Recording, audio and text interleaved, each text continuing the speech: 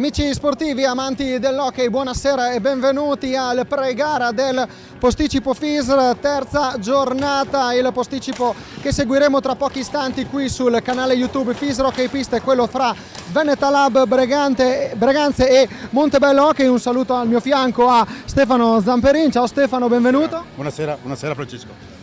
Tante cose da dire anche qui a minuto zero, perché davvero, lo ricordiamo, terza giornata del 101esimo campionato di Serie 1. Stefano Zamperin sarà a bordo pista e seguirà la partita insieme a noi. Ci sarà Fausto Pozzan insieme a me in telecronaca. Stefano, è il momento di parlare in primis dei risultati dell'ultima giornata e quindi dell'ultimo weekend di hockey su pista. Per quanto riguarda il campionato di Serie 1, chiedo a Marcello Bulgarelli in regia, che ringraziamo, e chiediamo la grafica relativa ai risultati con il Vercelli e Forte dei Marmi, che dovevano giocare questa partita, la sfida questo weekend dovevano giocare. Questo match è stato rinviato a data da destinarsi per l'indisponibilità del Palapregnolato. Ci sono novità anche a riguardo proprio di questo impianto che vi diremo nel corso della puntata. Giovinazzo Bassano è terminata col punteggio di 4-2 in favore dell'Hockey Bassano, 3-3 fra Monza e Lodi, 2-2 Follonica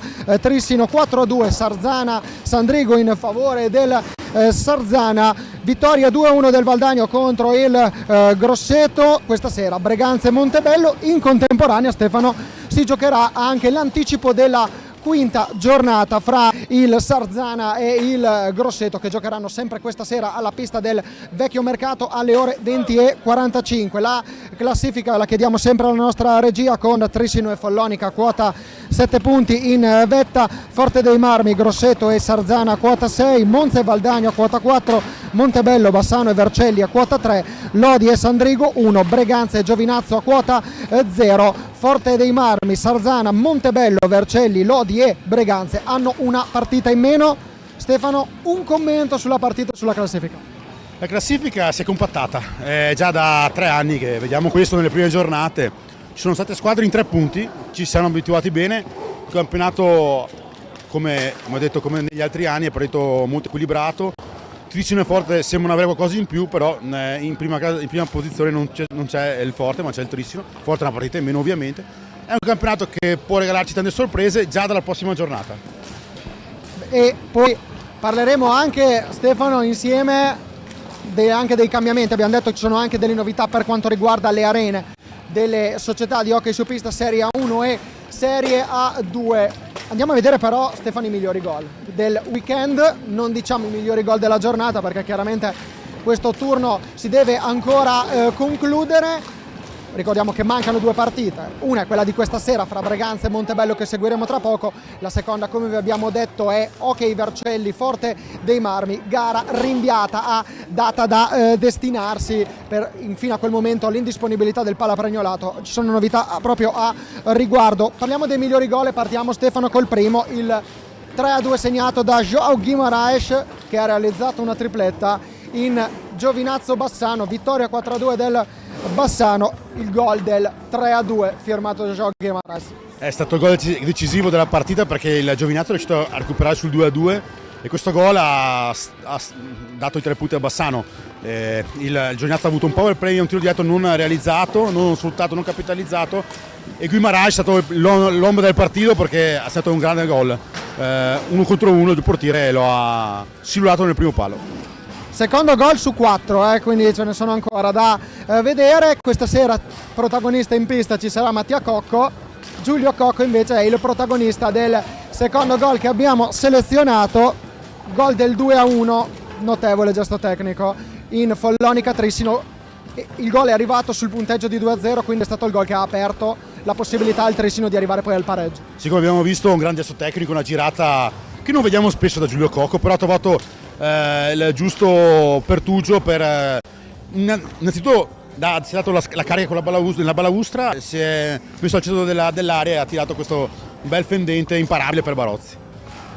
Andiamo al terzo gol di questo weekend, il gol segnato da Sergio Festa, forse il gol più decisivo, forse ce n'è un altro che è quello che vedremo tra poco. Intanto commentiamo quello di Sergio Festa. Il 3-0 di Sergio Festa, primo tempo ottimo del Sarzana nella sua pista, gran gesto tecnico, è stata schiacciata si è abituato sempre tanto bene, che 75 di Matera, ancora tanta voglia di farci vedere tanti bei gol come questi. A proposito di Matera, parleremo anche tra poco, Stefano, insieme anche della vittoria del Roller Matera nella Supercoppa italiana femminile, il primo trofeo, quello che apre la stagione anche della Serie A femminile. Andiamo al quarto gol del weekend.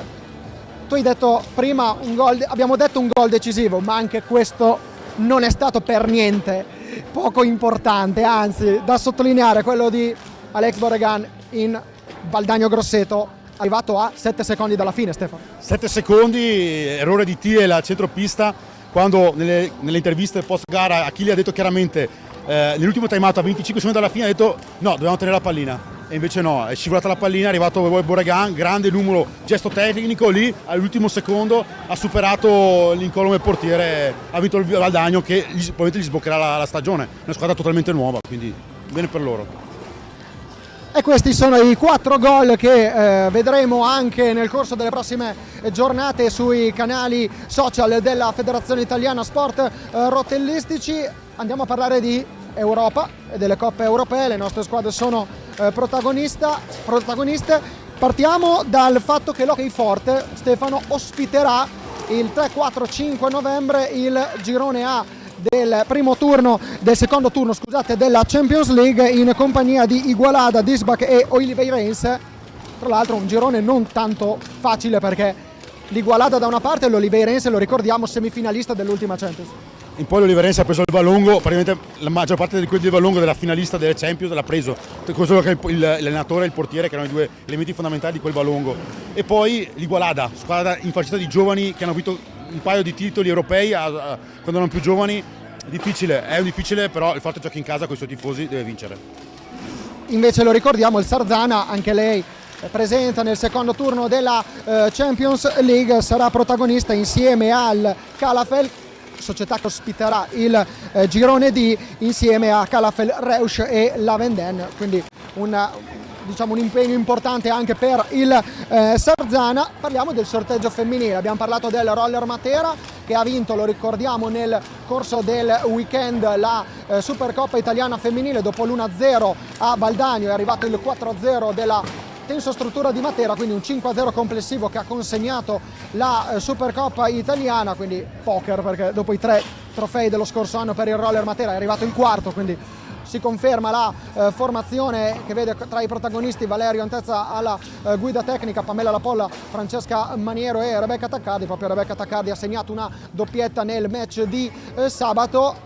Roller Matera che sarà inserito nel girone di Champions femminile insieme al Remscheid, che ha eliminato purtroppo la rotellistica scandianese nel doppio confronto, e le campionesse in carica del Gijón. Non è andata proprio benissimo sulla seconda squadra che abbiamo appena citato. Sì, Gijón francamente in qualunque girone lo mettevi era già il primo in classifica, perché c'ha un roster incredibile, clamoroso, grandi talenti. Tutto sarà tra Matera e Remscheid. Remscheid è Germania contro Italia, sarà come l'europeo, come siamo abituati a vedere questo grande scontro a livello femminile, quindi in bocca al lupo anche alle Matera. A gennaio, la prima partita sarà a gennaio, quindi per loro è in bocca al lupo alla Matera. E parleremo anche della partita di questa sera tra pochi istanti. Abbiamo salutato Stefano Zamperin qui al nostro fianco, tra poco avremo il presidente del Breganze Stefano Volpe, anzi non tra poco, lo avremo subito, eccolo qui, il presidente del Breganze Stefano Volpe. Prima di tutto lo diciamo, il destino sembra essere in debito un po' con voi, dopo un anno di lontananza del pubblico qui al Palafer-Arena, un anno avete giocato a porte chiuse, il destino vi è venuto poi incontro e ha permesso a voi di giocare 3 partite, questa è la terza partita consecutiva in casa, finalmente il pubblico.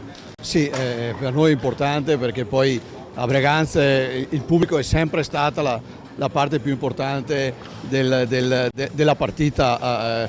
Dopo 2 anni di Covid abbiamo avuto un anno di chiusura del palazzetto e sinceramente questo ci è pesato tanto. I ragazzi hanno la necessità, come in tutte le squadre, di avere chi tifa per loro e chi li sostiene poi per tutti i 50 minuti. Le ambizioni di questo Breganze, che lo ricordiamo neopromossa nel campionato di Serie 1, lo scorso anno ha vinto il girone A di Serie 2 arrivando al primo posto. Quest'anno quali sono le vostre ambizioni? Le nostre ambizioni sono di riuscire il più presto possibile a salvarci e possibilmente a fare un campionato che possa essere all'altezza dei nostri tifosi.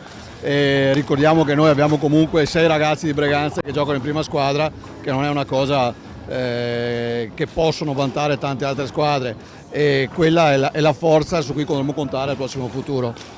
E mi permetta, Presidente, facciamo fatica a contare anche quanti giocatori di Breganze militano nel campionato di Serie 1 che sono usciti da questo settore giovanile, lato proprio sul quale voi ci puntate veramente tanto, perché per voi il biglietto da visita, possiamo dirlo, è la prima squadra, però conta anche tantissimo il settore giovanile. Sì, per noi il settore giovanile è la parte primaria, la prima squadra deve essere il punto d'arrivo, il punto di approdo per i nostri ragazzi. Logico che questo è difficile da fare perché poi la Serie 1 è iper competitiva e non ha nessuna partita semplice. Stasera vedremo che sarà così, ma la parte del leone la deve fare sempre il settore giovanile. Il nostro sport ha il bisogno, ha la necessità di avere tanti ragazzi italiani che possono ambire a giocare in prima squadra. Alcuni di loro, dei vostri giovani, giocano anche nelle nazionali giovanili. Abbiamo visto anche Battaglino, Barbieri, giocatori che sono stati protagonisti anche nell'Europeo Under 19 in quel di Uri in Svizzera e che hanno conquistato un bronzo. Immagino un orgoglio per voi. Sì, un orgoglio. Io sono molto vicino ai ragazzi, sono molto attaccato ai ragazzi perché io da sempre mi considero più responsabile di storia giovanile. A me piace molto stare in mezzo a loro e quando hanno una soddisfazione, specialmente quando vengono convocati in nazionale, è un vanto per noi, ma per loro è la soddisfazione perché poi alla fine è un punto su una carriera che dovranno affrontare.